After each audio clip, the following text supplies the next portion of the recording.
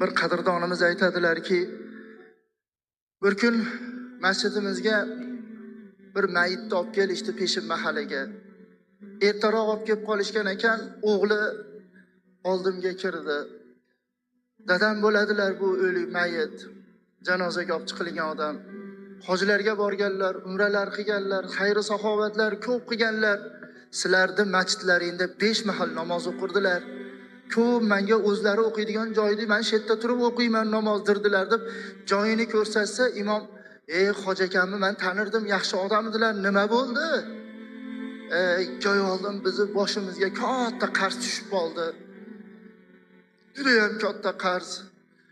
Uzib $10,000 qolganda hech ham bir ilojini qila olmay qoldik. U qo'shni, bu qo'shni, u qarindosh, bu qarindosh hech kimdan topilmay qoldi. Oxiri dadam rahmatlik ko'chamizni boshidagi magazinchi hoji akani oldiga chiqdilar. Hoji aka bilan gaplashsalar, mayli men beraman, Xudo uchun beraman. Befoiz, beevaz beraman. Faqatgina bitta sharti bor-da. Nima sharti?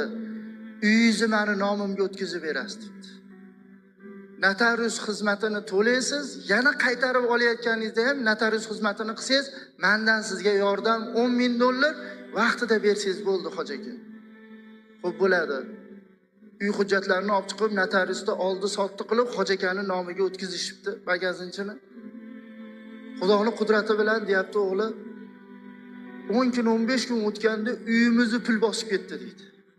Kechasi kunduzi pul kiryapti deydi. Aytilingan joylar, qilingan ishlardan shunaqa pul kirdiki, katta umumiy qarzimizdan 10 barobar katta pul keldi-da deydi.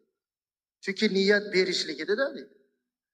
$10,000 olib ajratib magazinchi hoji akani oldiga vaqtidan oldin chiqib, hoji aka mana rahmat, bizni xijolatchilikdan chiqardingiz, men $10,000 olib qo'ying desa, nima deyapsiz?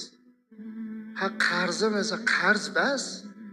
Qarz bas esa nimani tushunadi? Zakoti deb tushunadimi?